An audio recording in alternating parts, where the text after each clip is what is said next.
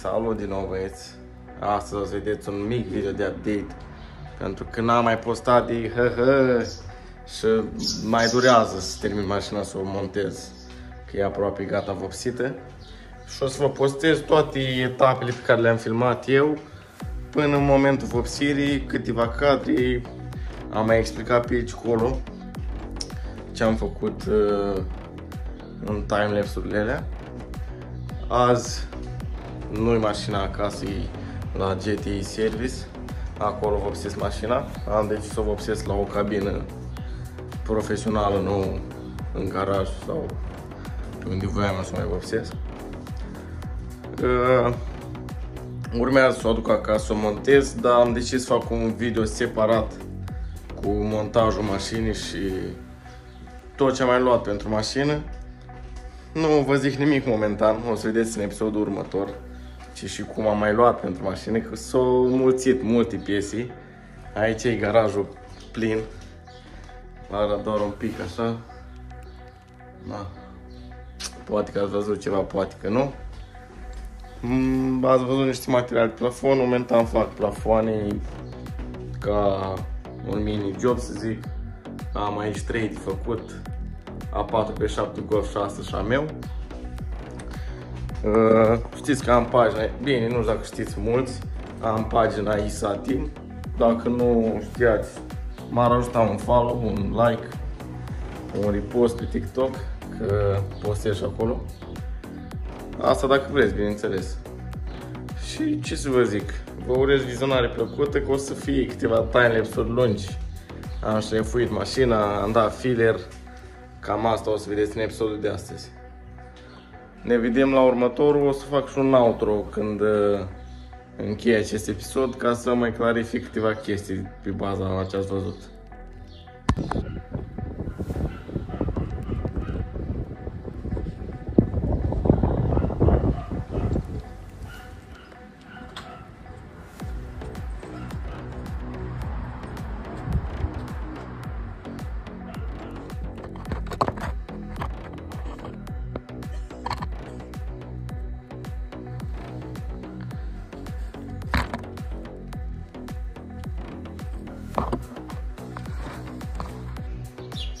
Salut, băieți! Azi e joi, seara. Cam așa se prezintă mașina. Vă arăt imediat ce am lucrat, că s-a lucrat ceva. Plus trebuie să vă mai arăt câteva chestii care mi-au venit și care nu vi le-am arătat când am mai postat de... N-am avut ce să postez. Și o să vă arăt imediat ce am făcut azi și ce vom face în următorul episod, că o să fie un episod mai lung. Am început să dau bandourile jos. Bine, am început să șlefuiez, asta e partea a doua. Le-am dat. Am tăiat pragul ca în vrugină. Am să doar buza de jos. Acum ce vedeți aici un filler dat peste noapte, că mâine o să-l curăț.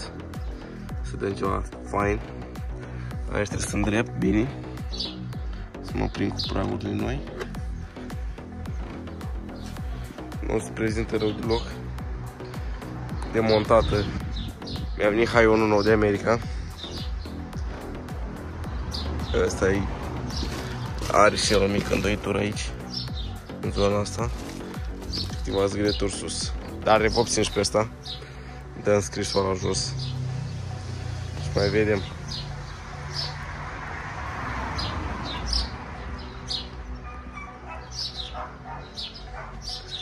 Am dat bandourile întregi jos. Nu le-am rupt, nu nimic. Să le punem la loc pe ce le vopsim și pe ele. Jantele, lăsați-mi în comentarii să le fac gri sau albi, că vreau să le bag o perlă albastră în ele, dar nu știu să fac gri sau albi. Știți că aveam probleme pe pragul ăsta. L-am sudat azi, pe de sub tot, și am dat primul strat de chii de aluminiu. Urmează să le fui tot mult mai bine ca aici. Aici e doar așa luat un pic să iei adezivul ăla. Îți vine toată șlefuită în 80. O mână de kit jos, una de finisaj. Am făcut și acolo un petic și în față. haionul n-am pus provizorul, că trebuie să-i cumpăr balamale. Cam așa arată. Bară aici într-o parte. Și în fața am demontat tot. Urmează cu aripi noi. Bine, să grila strâm că na. Nu închis capot așa. Da. Urmează aripi noi. Acolo am făcut un petic nou. Capă de prag nou. Făcut frumos. Ca să nu mai avem rugini niciodată. Bine, 5-6 ani o zic că o să ține. Na, nu-i cel mai profi făcut. Dar deja prinde conturi. Urmează vopsită toate. O să obțin și bările de sus. Altă bară spate. Fără side marker în ultralele. Dar urmează făcute după Paște. Cum ziceam, pe capătul ăsta și pe asta e un pic afectat. Bine, e mult mai bun ca celălalt. Aici nici nu cred că trebuie să mai fac petic pe partea asta așa în jos. Trebuie doar să îl tai de mai jos, cred, pe asta. Ceva genul pe aici. Cam așa o să-l tai. O să-l schimb. Jos arată super bine. Poza aia e strâmbă, cred că la 99% din golfuri. Partea cealaltă am îndreptat-o. În rest, pe azi nu am ce să vă mai spun. Urmează și farele făcute mișto.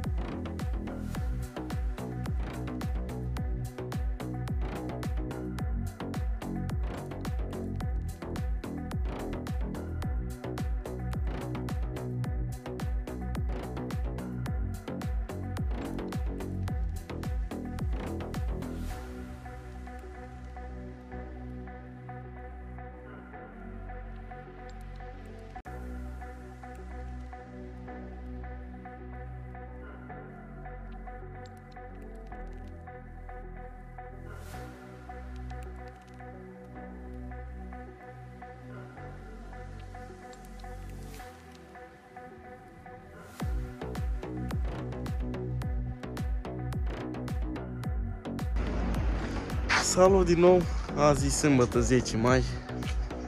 Ne apropiem ușor de dat filerul pe mașină. Azi ați văzut în timer, s-a șlefuit frumos laterala stângă și haionul. I-am mai dat ok la golfanul ăsta că stă de mult timp. V-am arătat tot procesul. Ce nu v-am arătat însă este acest eleron. E un eleron Vortex sau BMS Design, cum vreți să-i spuneți. E original, sunt 1000 de bucăți în lume. Buza, cred că ați observat-o. Să mă dau un pic mai așa să vedeți. Trebuie reparate amândouă. Buza e un pic spartă, dar o să vă arăt imediat ce și cum. Săptămâna viitoare o să lucrez toată săptămâna la mașină, bine după liceu. Și o să încerc să mă apropii de gata cu șlefuitul, ca să putem să-i dăm filer. Nu știu dacă îi dau filer până plec, dar vedem. Trebuie să mai vină o bară de la Noghi, trebuie să iau aripi, deci nu cred. Da, o să vedem. O să vă arăt acum în mare ce am făcut, ca să pun și ziua asta pe video. Și ne vedem la următoarea zi. Am ceva material de făcut video. O să postez până în ziua când dau filerul și vopsirea mașinii o să aibă un episod separat, gen 2 episoade. Pe partea asta știți că am schimbat pragul, e cam gata. Mai am sus aici, încă o dată să vin și mai am canturile. Pe aici trebuie dat jos tot. Mochile astea numesc canturi. Aici cu fost dat cu spray. Trebuie șmirgheluit tot ca să prindă vopseaua. Aici trebuie îndreptat, trebuie trasă și aici cu tot așa. O să trebuia să trasă să vină la nivel. Bine, bara stă un pic mai în interior, dar nu contează asta. Mânerile toate jos le-am dat. La capot am șlefuit-o și pe urmă cu o mai căzut pe copac. Avea puncticele de rugină cam peste tot. Așa se prezintă cu prelungirea. Eu zic că dă mult mai bine cu asta față de cea de R6. Aici are defect, dar se rezolvă. Asta să fie cea mai mare problemă. Haionul l-am șmirgheluit doar jos, stâlpii încă ne-am făcut. Am dat scrisul jos.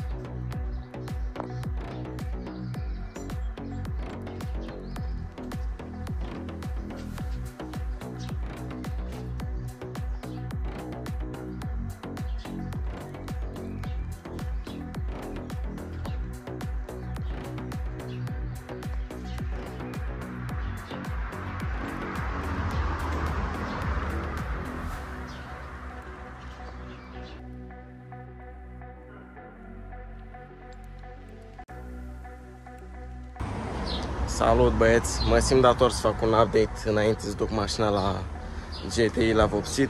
Mașina s-a vopsit la cabină datorită lui Dragoș. Îl salut. Trebuie să vă arăt și vouă cam în ce stadiu a ajuns mașina înainte să fie vopsite. S-au pregătit la mine acasă, am dat filler, am mai cumpărat piese și acum urmează să vină platforma cu Baron. Dacă vede video, îi mulțumesc și lui, dar nu cred. O să o duc la cabină, o să rămân acolo o săptămână, 2-3, cât are nevoie Dragoș să mai repare din defecte pe care nu le-am văzut. O să vă arăt acum imediat cum arată mașina, cum se prezintă și vă explic cam tot ce am făcut. Din față se vede foarte bine că capota e mătuit, urmează dat filler, s-a dat un pic aici, dar o să vină șlefuit și dată din nou. Am scos farurile, bara lui Noghi e deja la GTI, că vine bandou prin făcut și side markerile. Aripile noi, negri, le-am mătuit. Mersi Sergiu de aripi, chiar vin destul de bine. Le mai reglez un pic. Am dat mastic pe la praguri, după cum se vede, capte de praguri în mastic. O să trebuiască să fac una, două prinderi noi, că nu le mai am.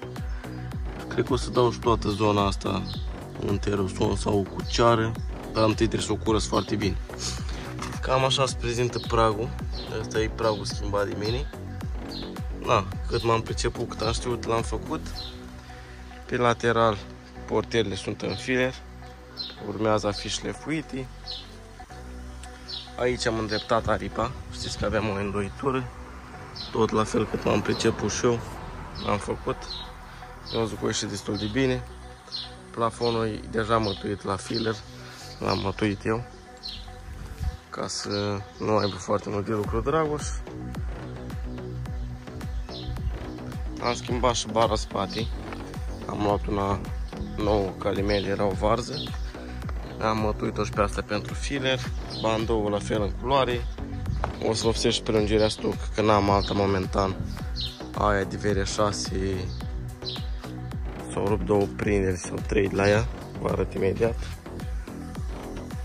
Vă arăt și organizatorul pe care l-am luat.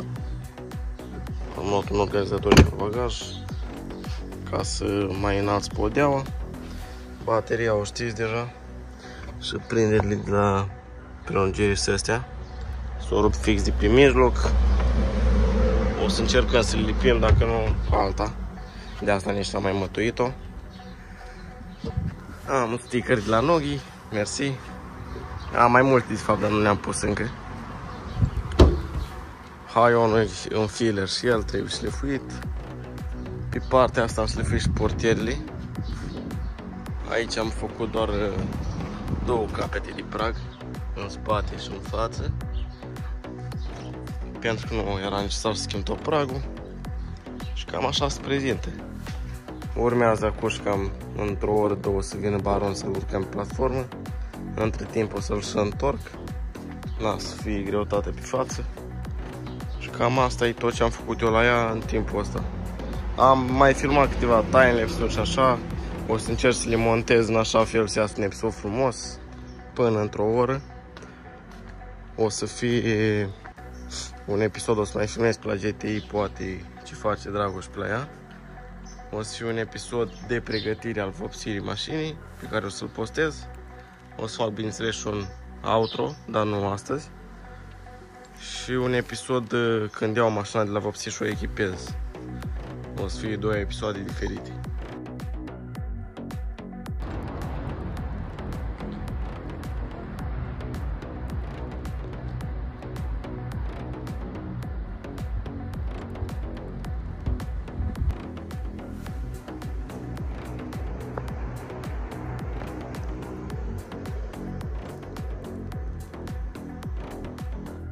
Da, băieți, cam asta a fost episodul de azi. V-am arătat cât de cât un pic ce am mai lucrat la mașină. V-am mai explicat cât de cât ce o să mai pun pe mașină și ce mai cumpăr pe la mașină. Și nu v-am spus că mai caut, poate aveți poate cineva care vede episodul are și e dispus să le vândă. Caut praguri de ediții de GTI exterioare. Am găsit ceva, nu vă zic încă ce, că na, e surpriză. O să le pun pe alea momentan. Mai caut schimbător de R32, gen nou cât de schimbător. Mai caut un interior, un recaro, ceva, măcar 2 scaune pe față, ca să le fac full electrice și pe alea. Și cam atât, că nu am pasionați care audio pe aici să le spun că caut un difuzor de bas pe 15, de preferat B2, ceva peste 2000 RMS.